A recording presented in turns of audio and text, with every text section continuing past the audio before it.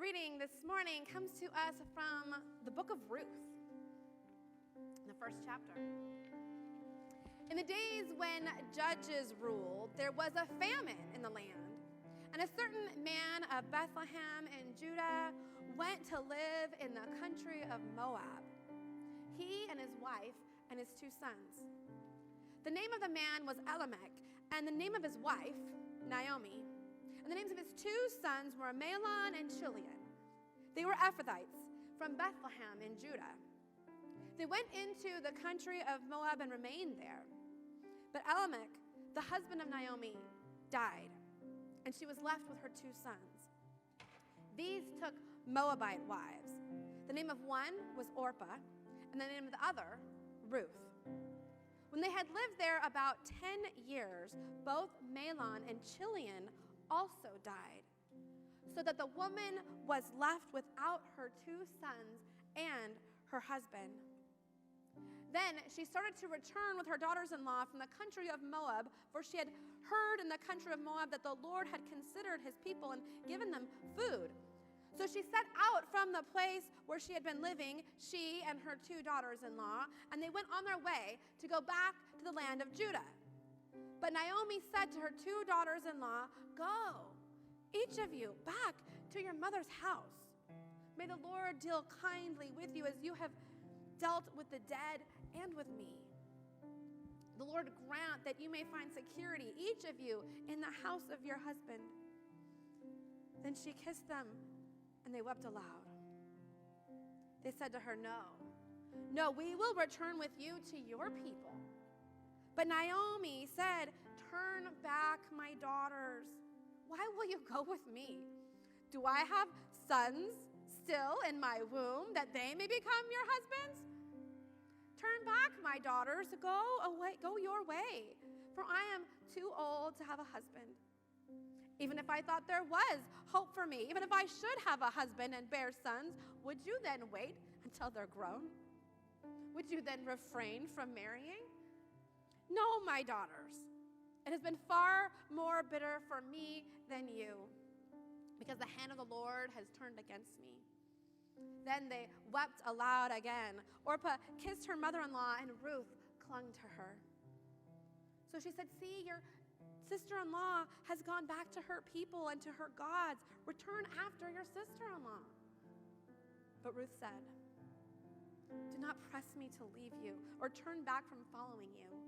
Where you go, I will go. Where you lodge, I will lodge. Your people shall be my people, and your God, my God. Where you die, I will die. There I will be buried. May the Lord do thus and so to me, and more as well, if even death parts me from you." When Naomi saw that she was determined to go with her, she said no more.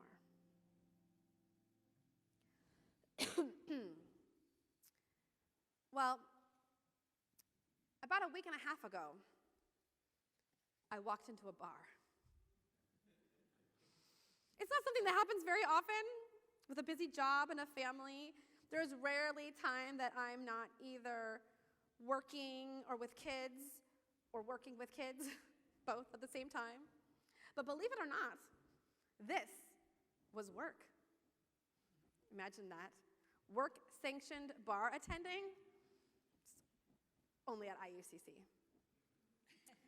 But actually, I walked into that bar to see what happens when a rabbi and a pastor walk into a bar. And we were joined by nearly 50 people and a few virtual attendees. Now, we were technically on the patio. I don't actually think I took step foot inside. It was an interesting night. But it really was a wonderful night as we gathered with Rabbi Heidi Cohen and her community of Hanafesh, and we talked about the book of Ruth. So I figured, why not share with those of you who couldn't make it? So the reason we gathered, say, a week and a half ago, was because while we were preparing to celebrate Pentecost, as we did last week, the holy day that occurs 50 days after Easter, our Jewish friends were celebrating Shavuot, the holy day that occurs 50 days after Passover. It's It's nice how they line up like that, right? So Pentecost literally just means 50th. It isn't descriptive of what happened on that 50th day with all the fire and the wind and the babbling of tongues. We talked about that last week. Rather, it's just naming that the miracle occurred 50 days after Easter. And so that's why they were in the city, after all, because they were celebrating Shavuot. So, Shavuot is the barley festival. So that's what we were doing in a bar, drinking beer, and celebrating. You get it?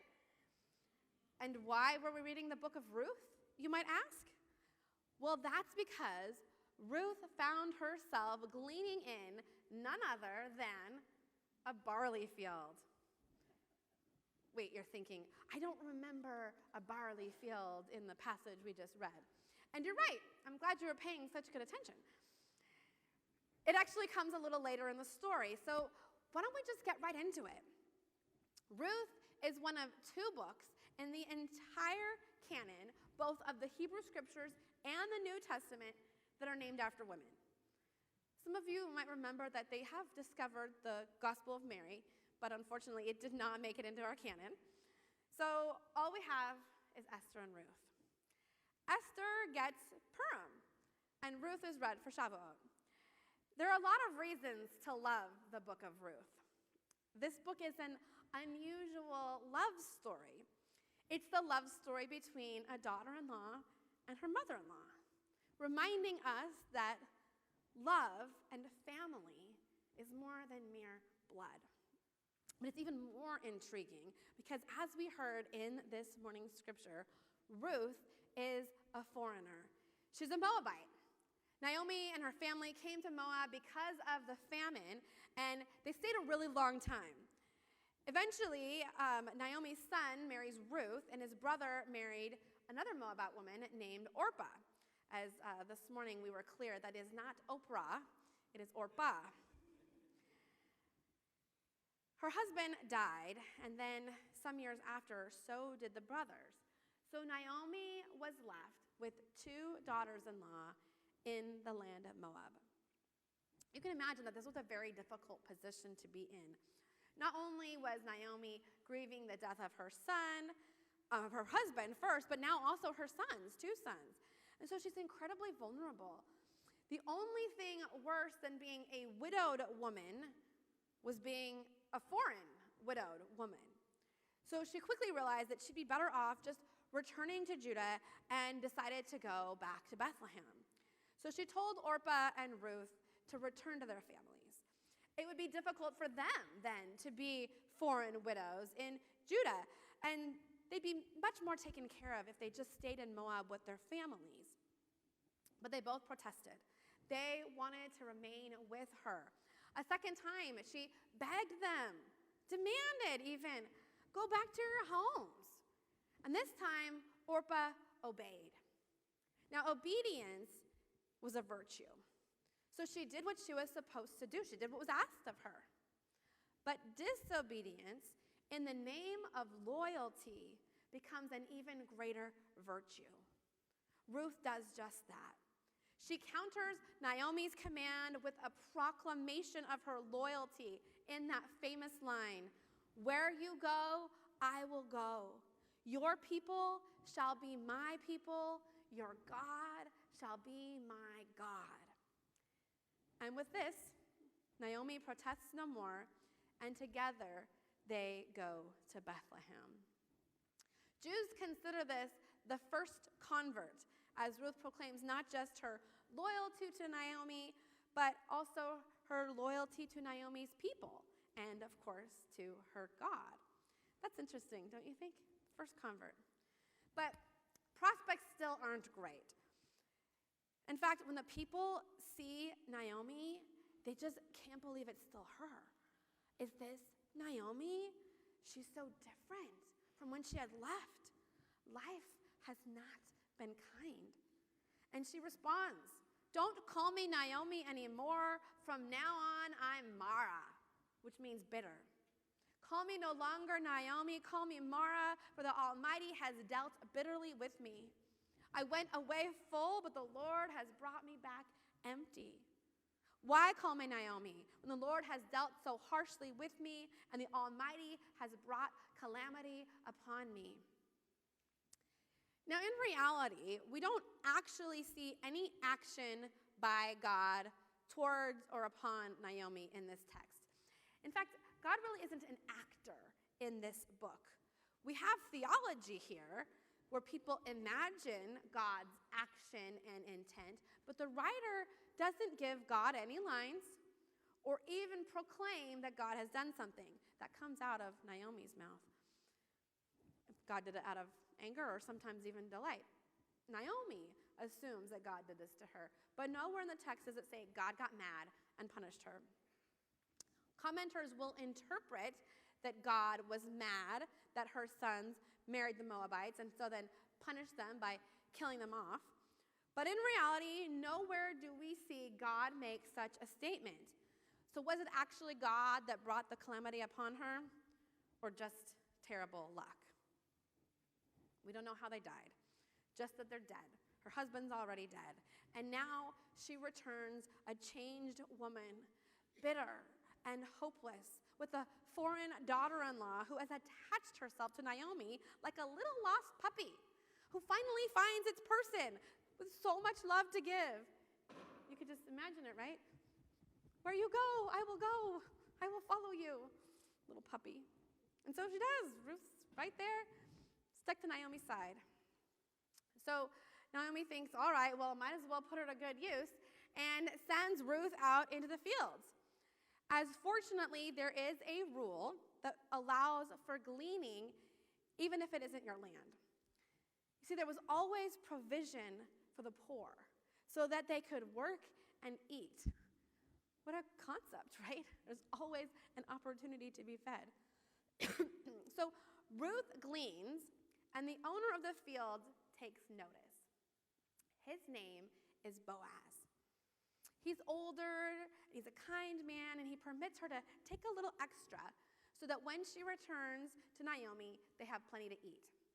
She does just that and explains to Naomi the generosity of this man, Boaz. Well, it turns out they're relatives.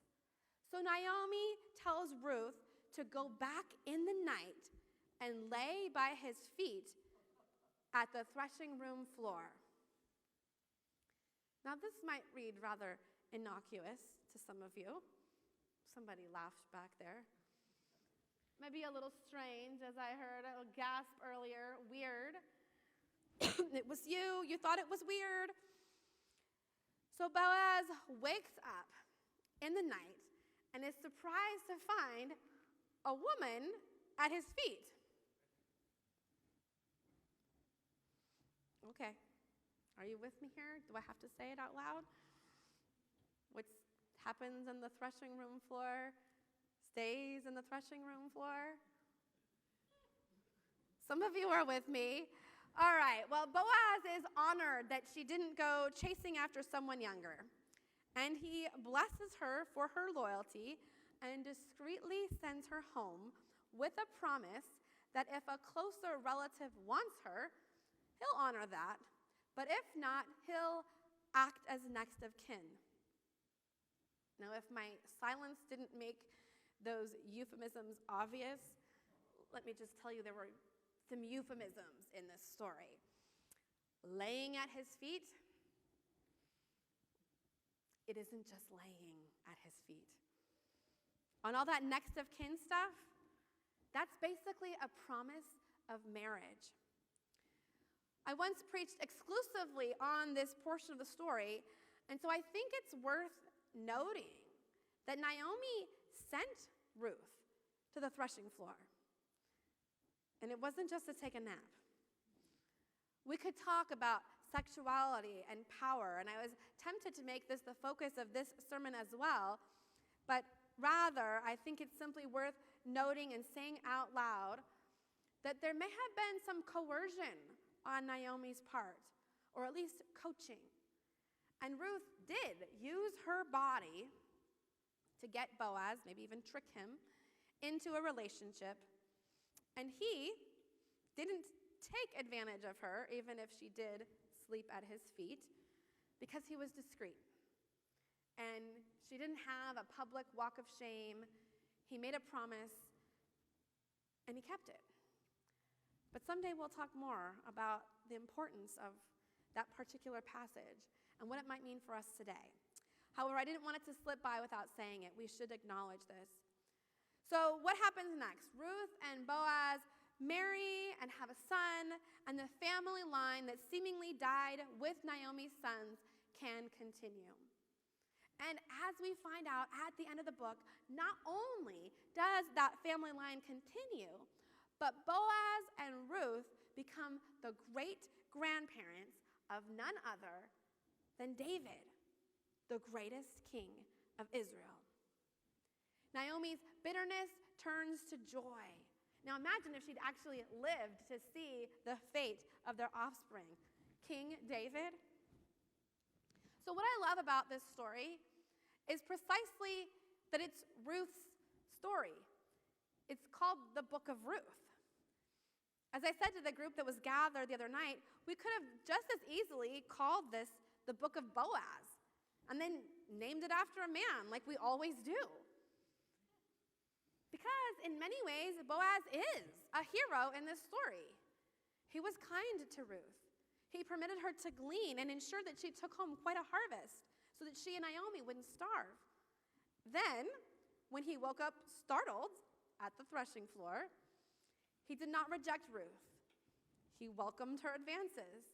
But he didn't just take advantage of her, he ensured her discretion. And then he did what he had to do to negotiate the marriage and then continue the lineage of his kinsmen. He was a man of great honor.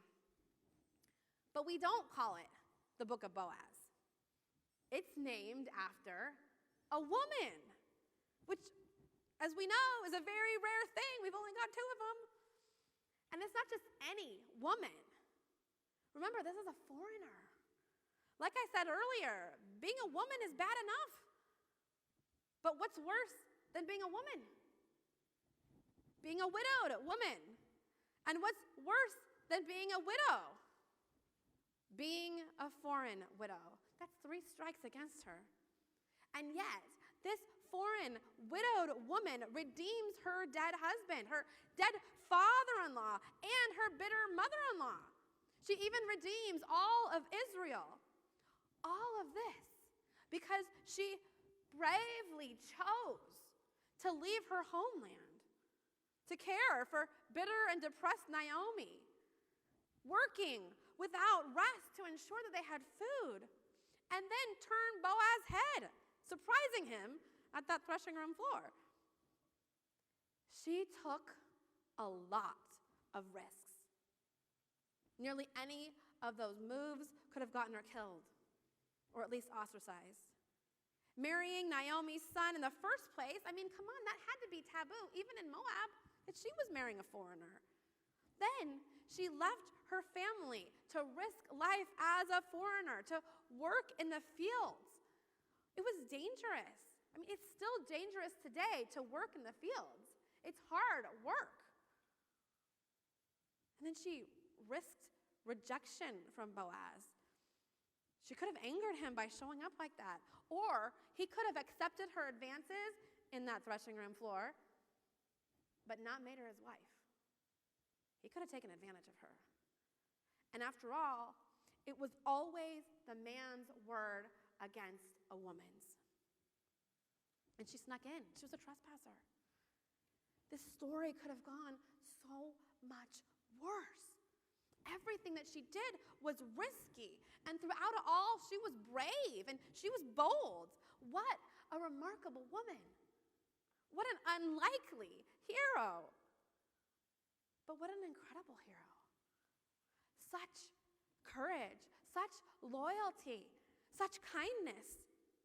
Ruth responded to every situation that she was put in with bold determination. And there's a part of me that really regrets all of that self-sacrificing that she did. It's worth saying that because no woman, no one, should have to give of themselves in the way that she did. So because of that, her sacrifices must not be forgotten. Her name never forgotten, her story told. I think Ruth is so extraordinary precisely because she was so ordinary. No one would have ever expected that David would have foreign blood, that his great-grandmother was a Moabite, and that she worked in the fields. She just gleaned leftovers to survive. They could have just left her story out. Why tell it? It's a little embarrassing if you think about it. What a history to have. But if they did, we'd be ruthless.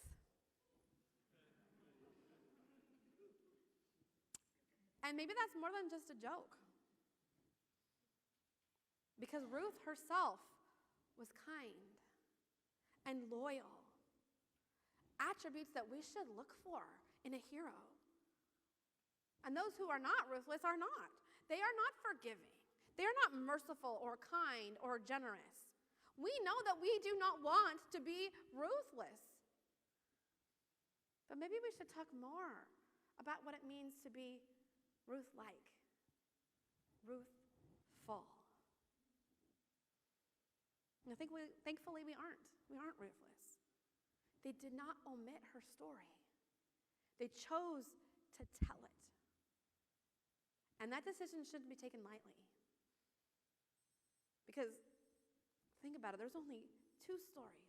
There's only one other woman who gets a book.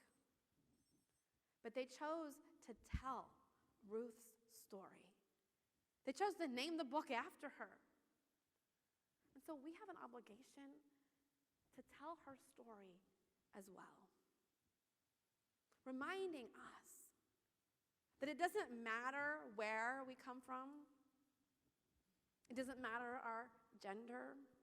It doesn't matter what situation we find ourselves in. There's always a choice. There's always an opportunity. And we may never know the impact of our choices, but they matter. Ruth reminds us that if she could change the course of history, so could we. So how can you be more Ruthful?